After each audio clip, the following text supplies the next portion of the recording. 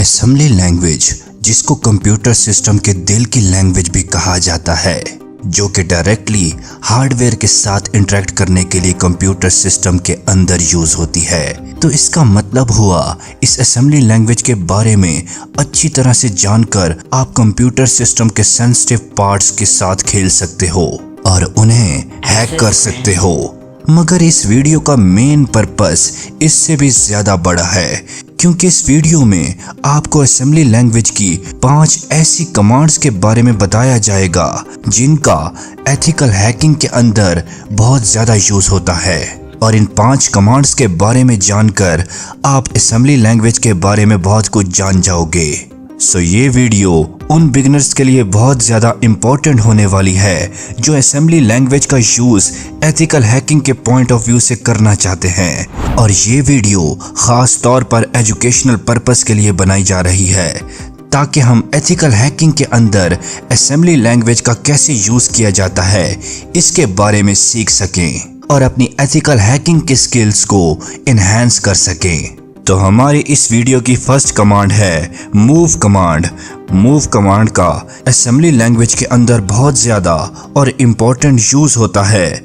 इसका ज़्यादातर use data को एक जगह से दूसरी जगह पर मूव करने के लिए किया जाता है। चलिए अब इसको मज़ीद सिंपल करके मैं आपको समझा देता हूँ।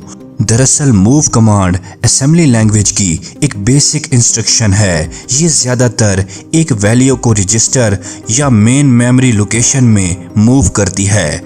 अब मेमोरी के बारे में तो आपको पता ही होगा, लेकिन ज़्यादातर लोगों को रजिस्टर के बारे में नहीं पता। तो मैं बताता चलूँ कि रजिस्टर एक मेमोरी है जो कि डेटा और इंस्ट्रक्शंस को टेम्परेरी स्टोर करने के लिए यूज़ होती है, और ये एक बहुत ही ज़्यादा फास्ट मेमोरी होती है। सो मूव कमांड का मेन काम यही होता है कि डेटा को डिफरेंट लोकेशंस पर ट्रांसफ़र करना। चलिए अब इसको एथिकल हैकिंग के पॉइंट ऑफ व्यू से समझते हैं कि किस तरह से इस मूव कमांड का गेम हैकिंग के अंदर हैकर्स यूज़ करते हैं। मान लो एक गेम है जिसमें आपके पास 100 कॉइन्स हैं और ये वैल्यू मेमोरी एड्रेस 0x1000 पर स्टोर है। तो हैकर यहाँ पर बड़ी चालाकी से मूव कमांड का यूज़ करके इस वैल्यू को बदल सकता है। यूं इस इंस्ट्रक्शन से गेम के कॉइन्स की वैल्यू 100 से 9999 हो जाएगी। ये एक बहुत ही बेसिक लेवल की एग्जांपल है कि कैसे मूव कमांड को यूज़ करके मेमोरी को मैनिपुलेट किया जा सकता है। रियल हैकिंग में ये टेक्निक बहुत ज़्यादा कॉम्प्लेक्स होती है, लेकिन इसका मेन आइडिया यही होता है। यूं इस मूव कमांड को यूज़ करके असेंबली लैंग्वेज के अंदर हैकिंग को परफॉर्म किया जाता है। चलिए अब बात करते हैं एक और असेंबली लैंग्वेज की बहुत ज़्यादा यूज़फुल और इम्पोर्टेंट कमांड की, जो कि है jump command. Jump command assembly language के अंदर यूज़ होने वाली कमांड है जिसका बहुत ही ज़्यादा यूज़ होता है।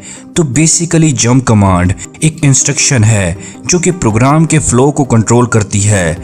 ये कमांड सीपीयू को ये बताती है कि प्रोग्राम के किसी स्पेसिफिक पॉइंट या एड्रेस पर जंप करवा दो, यानी इससे प्रोग्राम का नॉर्मल फ्लो चेंज हो जाता है। फॉर एग्जांपल, अगर आप चाहते हैं कि कोई स्पेसिफिक कोड एग्जीक्यूट हो या कोई पार्ट उस प्रोग्राम के अंदर स्किप किया जाए, तो जंप कमांड को यूज़ करेंगे। एथिकल हैकिंग में इसका ज़्यादातर यूज़ किसी सॉफ्टवेयर के बिहेवियर को मॉडिफाई करने के लिए होता है, जैसा कि किसी रिस्ट्रिक्शंस को बाईपास करना। चलिए इस जंप कमांड का एथिकल हैकिंग के अंदर किस तरह से यूज़ किया जाता है, इसको मैं आपको एक बहुत ही सिंपल एग्जांपल से समझा देता हूँ। मान लो कि एक सॉफ्टवेयर है जो 3 बार फ्री ट्रायल देता है। हर बार जब हम उस सॉफ्टवेयर को ओपन करते हैं तो ये चेक करता है कि ट्रायल लिमिट क्रॉस हो चुकी है या नहीं।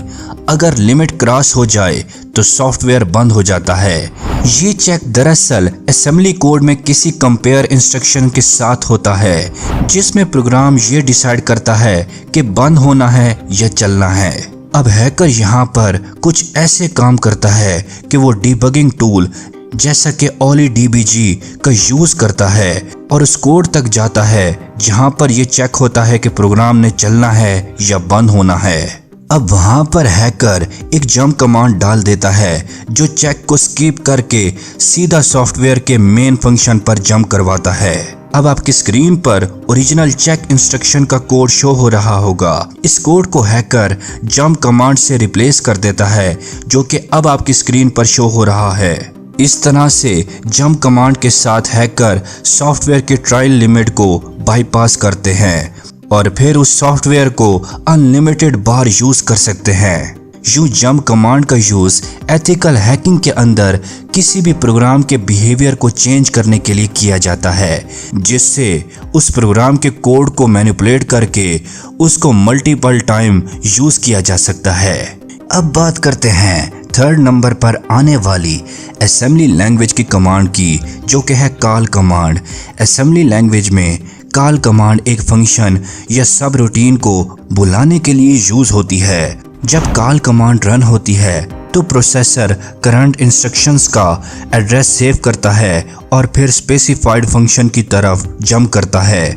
यूं फंक्शन कंप्लीट होने के बाद रिटर्न कमांड वापस उसी एड्रेस पर ले जाती है जहां पर से उसे कॉल किया गया था। ये कॉल कमांड हैकर्स के लिए काफी यूजफुल साबित होती है। इससे प्रोग्राम के फ्लो को मैनिपुलेट किया जा सकता है। अब एक सिंपल हैकिंग एग्जांपल देखते हैं। तो मान लो एक सॉफ्टवेयर में लॉगिन सिस्टम है जो पासवर्ड चेक करता है। असेंबली कोड में पासवर्ड चेक करने का फंक्शन कॉल कमांड से होता है। हैकर इस कॉल कमांड को एनालाइज करके इस फंक्शन के एड्रेस को मॉडिफाई कर सकता है। For example call check password, hacker इसको चेंज करके कॉल बाईपास फंक्शन कर देता है। ये बाईपास फंक्शन एक फेक फंक्शन को हमेशा सही समझता है, जो कि हमेशा पासवर्ड करेक्ट रिटर्न करता है, चाहे पासवर्ड गलत ही क्यों ना हो। असेंबली में ये कोड कुछ ऐसे दिखेगा जो अब आपकी स्क्रीन पर शो हो रहा होगा। इस तरह से हैकर लॉगिन सिस्टम को चीट कर सकता है बिना रियल पासवर्ड को डाले। यूं कॉल कमांड का यूज करके हैकर किसी भी लॉगिन सिस्टम को तबाह कर सकता है। अब बात करते हैं एक और बहुत ही ज़्यादा यूज़फुल कमांड की, जिसका यूज़ असेंबली लैंग्वेज में बहुत ज़्यादा किया जाता है। वो कमांड है पुश कमांड। असेंबली लैंग्वेज में पुश कमांड का काम ये है कि डेटा को स्टैक मेमोरी में स्टोर करना। अब यहाँ पर आपके माइंड में सवाल पैदा हो रहा होगा कि स्टैक मेमोरी क्या होती है। तो स्टैक एक टेम्परेरी स्टोरेज होती है। इसकी एक छोटी सी एग्जांपल ये बनेगी, जैसे कि आप प्लेट्स के ढेर को एक के ऊपर एक करके रखते हो, तो इस तरह से डेटा को मेमोरी के अंदर स्टैक की तरह स्टोर किया जाता है।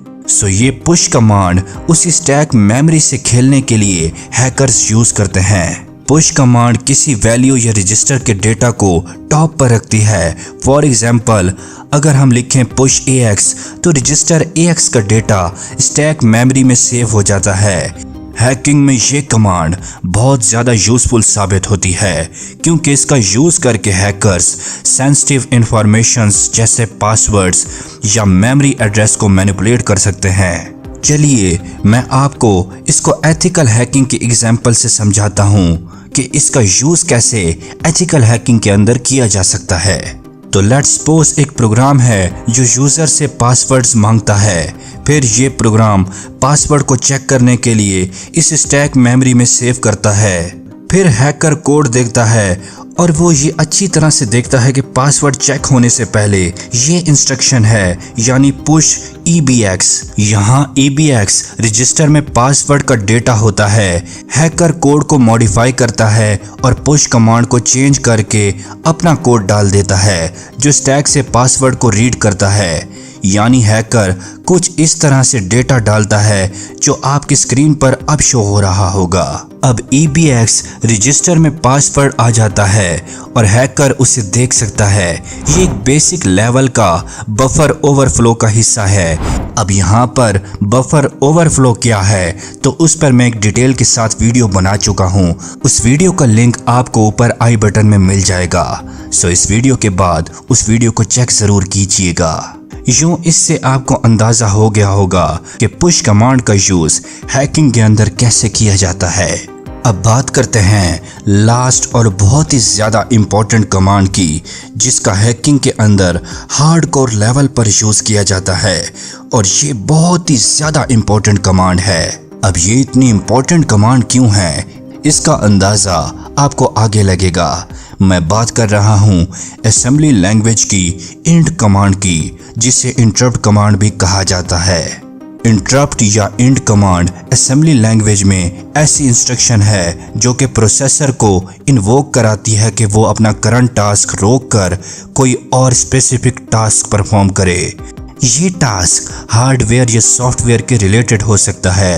हैकिंग के अंदर इस इंट कमांड का यूज लो लेवल फंक्शंस को एक्सेस करने के लिए होता है, जैसा कि मेमोरी रीड करना या सिस्टम के रिस्ट्रिक्टेड एरियाज में घुसना। अब आपको पता चल चुका होगा कि ये कमांड इतनी ज़्यादा इम्पोर्टेंट क्यों है। हैकर्स इस इंट कमांड का यूज़ ज़्यादातर इसलिए करते हैं कि वो ऑपरेटिंग सिस्टम के सेंसिटिव फंक्शंस को कॉल कर सकें। फॉर एग्जांपल, डॉस सिस्टम में int 21h command file operation या आउटपुट इनपुट के लिए यूज़ होता है। अगर हैकर इस कमांड को मैनिपुलेट कर लें तो वो सिस्टम फाइल्स को एक्सेस या मॉडिफाई कर सकते हैं। लेकिन हैकर्स इसका मज़ीद डेंजरस और ख़तरनाक तरीके से यूज़ करते हैं ताकि वो सिस्टम के फंक्शंस को मैनिपुलेट करवा कर अनऑथराइज एक्सेस हासिल कर सकें। यूँ आप इन 5 कमांड्स के बारे में अब बहुत कुछ जान चुके होंगे। सो अब आप मुझे कमेंट करके बताएं कि इन सभी कमांड्स में से आपकी फेवरेट कमांड कौन सी है।